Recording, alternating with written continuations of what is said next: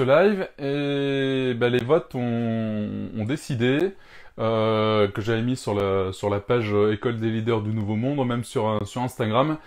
Et vous avez choisi en grand nombre d'avoir un live aujourd'hui concernant faire un feedback qui donne le sourire. Donc c'est ce que je vais vous expliquer aujourd'hui juste après. Alors je me présente, je m'appelle Erwan Marais, je suis coach, j'accompagne les entreprises à augmenter l'engagement au sein de l'entreprise, développer le capital humain pour développer les résultats financiers de l'entreprise. Voilà, ça c'est mon activité aujourd'hui, et aussi formateur en management pour vraiment aider les managers, les chefs d'entreprise à utiliser pleinement le potentiel de chacun de leurs salariés pour vraiment booster au maximum les résultats de l'entreprise.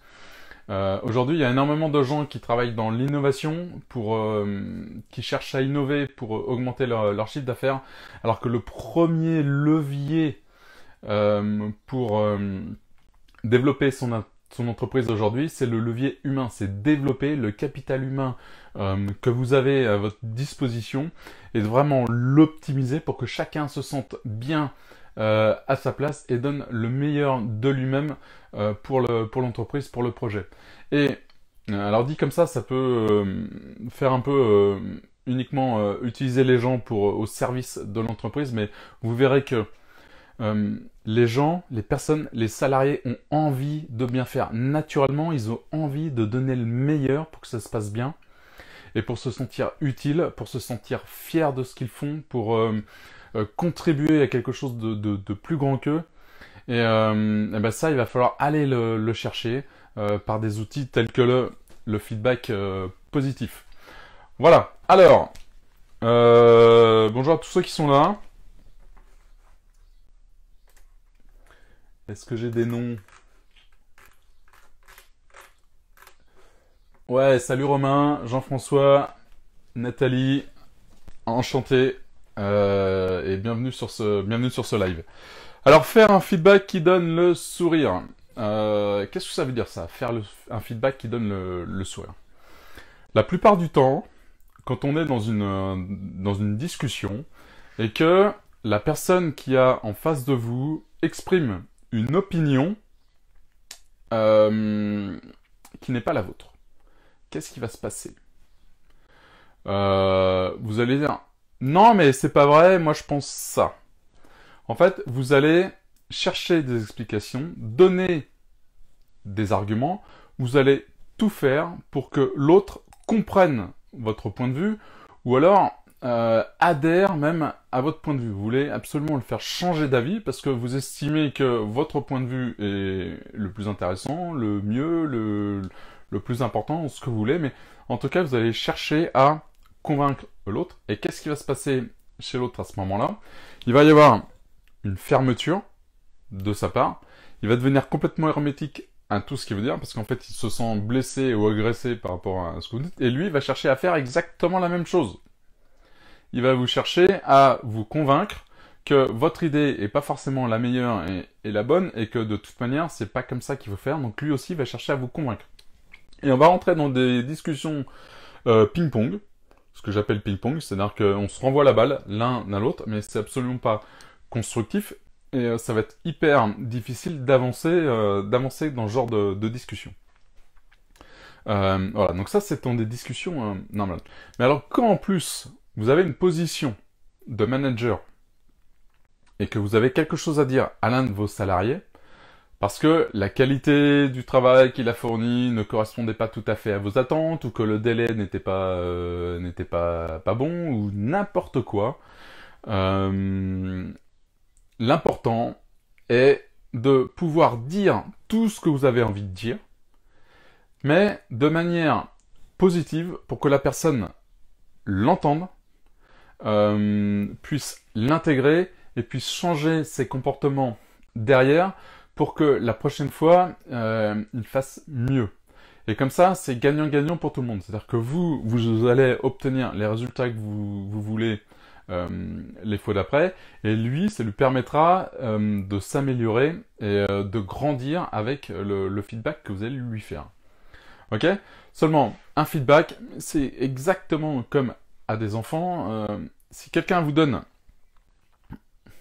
un dossier et que vous répondez comme ça de but en blanc, ah non mais c'est complètement nul ça, c'est pas comme ça que je le voulais, c'est très dur à entendre, c'est très très dur.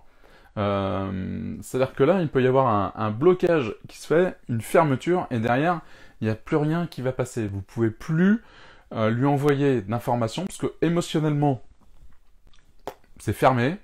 Et tout ce que vous allez pouvoir dire ou entendre, ça va passer par le filtre de la frustration, de dire « En fait, j'ai bossé 15 jours sur ce dossier, et là, en 2 secondes, il vient de me dire « C'est nul ». C'est-à-dire que tout ce que vous pouvez dire derrière, c'est fichu, quoi. Donc c'est absolument pour ça que le feedback est quelque chose d'important pour pas bloquer complètement les gens. Alors, comment ça marche? La première des choses, on fait un feedback, c'est de reconnaître la personne que vous avez en face de vous. De reconnaître l'humain. Ok? Et pas la fonction de la personne. Et pas le rôle de la personne. Mais juste la personne telle qu'elle est dans son identité, dans ce qu'elle dégage, dans son énergie, dans ses comportements, dans tout ça.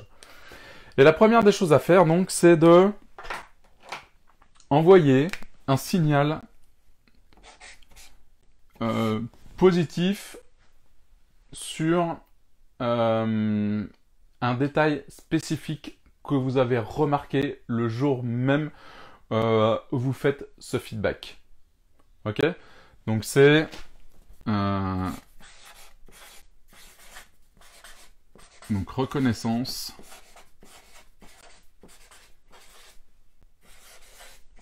de la personne. Et là, vous donnez un détail spécifique.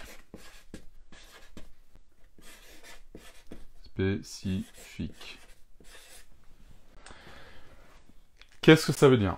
C'est-à-dire que si vous faites une présentation super importante devant votre board et que vous demandez à quelqu'un de venir vous assister, vous pouvez lui dire écoute Jacqueline, j'ai vraiment apprécié que tu arrives 10 minutes avant le début de la réunion ce matin pour présenter notre dossier.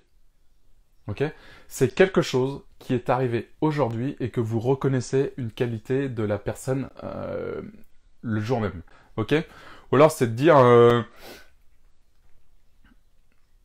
à Gérard qui vient en déplacement avec vous pour rencontrer un client à l'autre bout de la France, et vous savez que ça ne l'arrangeait pas forcément ce jour-là. Vous lui dites écoute Gérard, je suis vraiment très heureux que tu aies accepté de faire ce déplacement avec moi, même si je sais que pour toi, ça demande un certain engagement, surtout au niveau de ta famille. Ok? C'est-à-dire que reconnaissez la personne qui est avec vous dans ce qu'elle a fait de bien, dans une qualité qu'elle a, juste un état d'être, en disant bah écoute Sandrine, j'apprécie vraiment ta bonne humeur aujourd'hui, parce que vu ce qu'on a à vivre ensemble là dans ce qui va suivre, je trouve ça vraiment important. Voilà, c'est-à-dire valoriser la personne sur quelque chose de spécifique le jour même. Ok?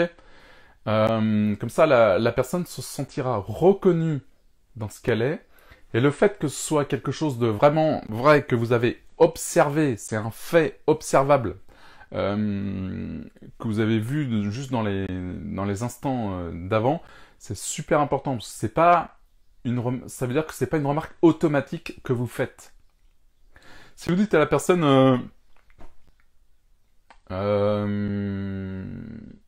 ah bah merci Sandrine d'être venue, j'adore travailler avec toi. J'adore travailler avec toi, c'est quelque chose que vous pouvez sortir à n'importe qui, n'importe quand.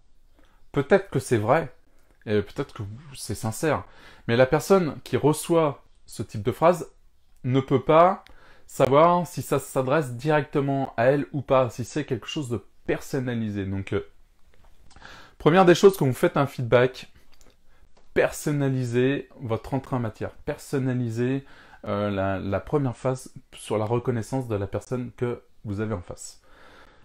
Première chose, qu'est-ce qui se passe à ce moment-là? c'est que, en fait, quand vous reconnaissez la personne, c'est comme une huître, en fait, hein. Vous ouvrez complètement l'esprit, et en ouvrant l'esprit, la personne est apte à pouvoir recueillir derrière tout ce que vous avez à lui dire. Donc la deuxième étape, c'est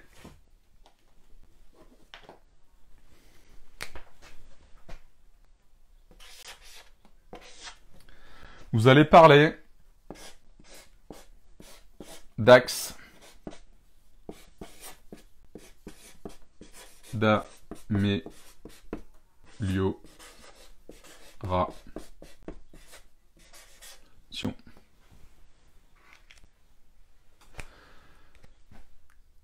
Ok?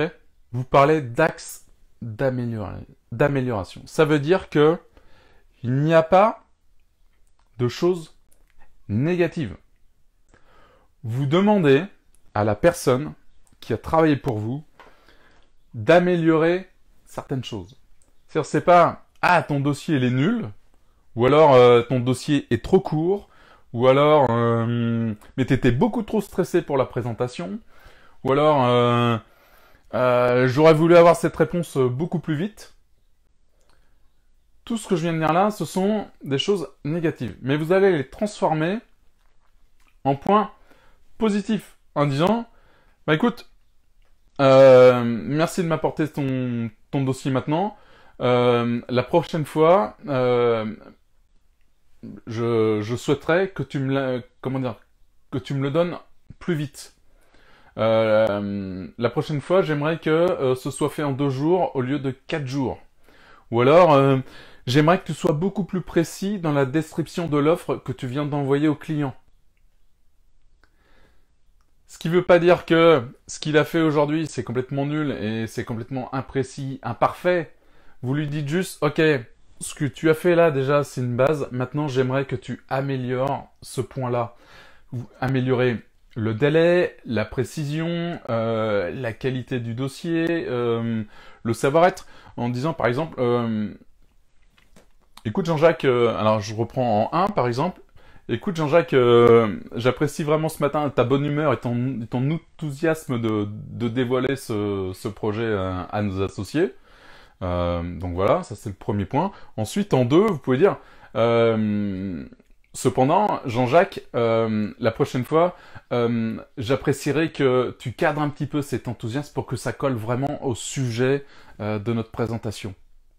Ok, c'est-à-dire que cet enthousiasme que vous le reconnaissez, qui est important, parce que qui amène de l'énergie et qui fait du bien dans une présentation orale, vous pouvez lui dire, axe d'amélioration, bah, garde cet enthousiasme, mais cadre-le un tout petit peu pour gagner en puissance dans ton discours, pour avoir une portée plus importante dans le discours. Ok, c'est-à-dire parler d'axe d'amélioration. Ou en disant... j'apprécie vraiment que tu viennes me voir pour me dire qu'il n'y a rien qui va dans le service. Maintenant, ce que j'attends de ta part, c'est que tu me dises précisément qu'est-ce qui cloche dans le service à tes yeux. C'est-à-dire, demandez-lui d'améliorer un petit peu le discours que la personne a envers vous. Ok ? Donc, allez sur des axes d'amélioration. C'est-à-dire que je voudrais un petit peu plus de... ou alors, ça, tu l'as déjà fait bien, mais la prochaine fois, j'aimerais que tu le fasses encore mieux. Tournez les choses en positif, dans les phrases, dans la formulation de la phrase, pas en négatif.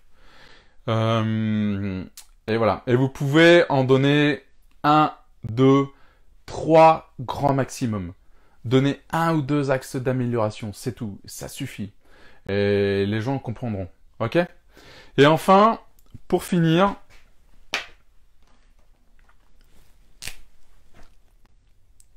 en 3, là vous allez apporter une qualité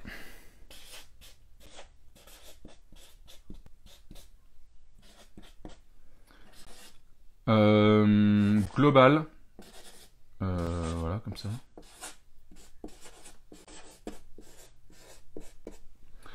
Une qualité globale que vous reconnaissez chez la personne.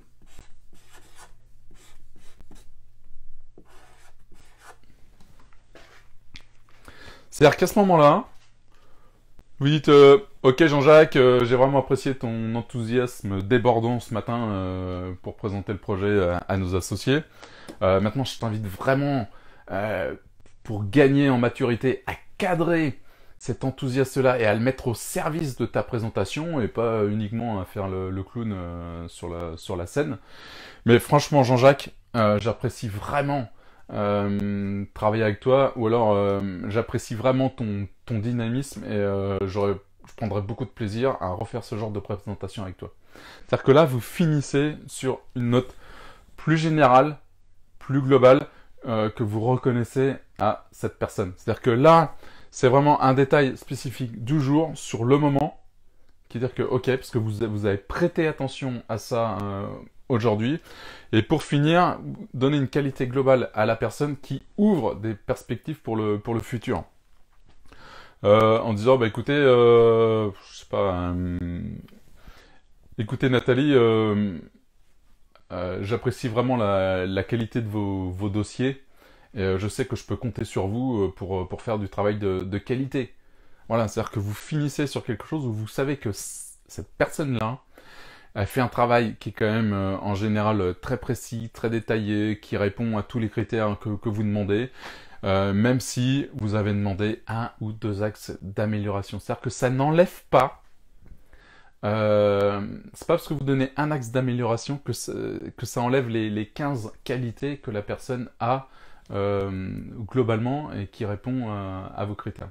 Ok, ça permet en fait que la personne reparte avec quelque chose de positif sur ce qu'elle est, sur ses compétences ou sur ses qualités. Et comme ça, elle repart avec le sourire. Vous avez prêté attention à elle, et ici, vous lui avez exprimé tout le bien que vous pensez d'elle et de son travail, de ce qu'elle fait, de ce qu'elle est, et en quoi c'est important pour vous. Et là, vous avez juste glissé 1 ou 2 axes d'amélioration, mais qui sont exprimés de manière positive, donc qui viennent pas blesser, qui viennent pas détruire la personne en lui disant t'étais en retard, là c'était nul, tu t'es trompé à tel endroit, c'est plein de fautes d'orthographe, ou ça c'est hyper cassant, hyper déstabilisant. Et en faisant ça, des trucs négatifs, vous coupez la relation, parce que la personne, pour se protéger émotionnellement, va mettre de la distance ou une muraille de Chine entre vous, et derrière, de toute façon, il n'y a plus rien qui rentrera. Ok, donc, créer le lien, valoriser les gens et demander plus de... par exemple, sur l'orthographe, quelque chose qui n'est pas mon fort, si on me dit « Mais Erwan, tes dossiers, ils sont pleins de fautes d'orthographe », je peux me sentir un peu touché par ce genre de remarques. Mais si on me dit « Écoute Erwan, ton discours gagnerait en puissance si tu pouvais améliorer un petit peu ton orthographe », je dis « Ok, bon, je sais que c'est pas mon fort, mais effectivement, peut-être qu'en travaillant un petit peu plus dessus, ça pourra améliorer mon message et faire en sorte qu'il passe encore mieux. » Voilà, mais c'est pas t'es nul en orthographe, parce que là, alors là, moi je me suis complètement blessé, et derrière on peut me dire n'importe quoi. Derrière on peut me dire non mais j'ai adoré quand même ce que t'as fait, hein. Ouais, mais tu viens de me dire que j'étais nul.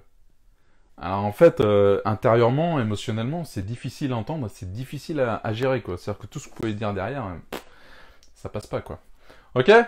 Voilà, donc ça c'était donner feedback qui donne le sourire, c'est-à-dire créer du lien, intéressez-vous à la personne, un détail spécifique que vous avez remarqué, 1 ou 2 axes d'amélioration, 3 grands maximum, mais dans ce cas-là, il faut vraiment que ce soit très précis et très positif.